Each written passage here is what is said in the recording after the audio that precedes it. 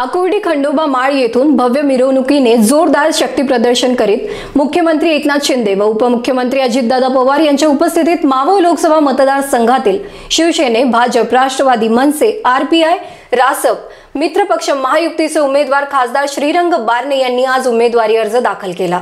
मावळ लोकसभा मतदारसंघाचे निवडणूक निर्णय अधिकारी दीपक सिंगला यांच्याकडे खासदार बारणे यांनी उमेदवारी अर्ज सादर केला। यावेळी मुख्यमंत्री एकनाथ शिंदे, उपमुख्यमंत्री अजितदादा पवार, उच्च व तंत्र शिक्षण मंत्री चंद्रकांत दादा पाटील, शिक्षण मंत्री दीपक केसरकर, भाजपचे विधान परिषदेतील गटनेते प्रवीण दरेकर, माजी मंत्री बाळा बेगडे, माजी खासदार रामसेठ ठाकूर, अमर साबळे, आमदार प्रशांत ठाकूर, अण्णा बनसोडे, सुनील शेळके, अश्विनी जगताप, उमा खापरे, महेंद्र थोरवे, महेश बालदी, अण्णाभाऊ साठे, आर्थिक विकास महामंडळाचे माजी अध्यक्ष अमित गोरखे, रिपब्लिकन पक्षाच्या नेत्या चंद्रकांता सोनकांबळे आदी उपस्थित होते। आकुर्डी खंडोबा माळ येथे श्री खंडेरायांचे आशीर्वाद घेऊन खासदार बारणे यांच्या मिरवणुकीस प्रारंभ झाला।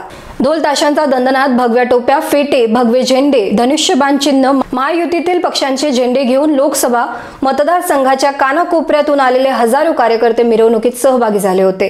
मिरवणुकीतील महिलांची संख्या देखील लक्षणीय होती।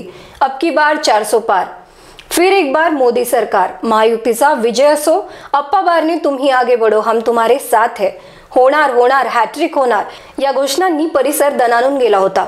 सिद्धांत चौधरी, स्टार महाराष्ट्र न्यूज, पिंपरी चिंचवड, पुणे।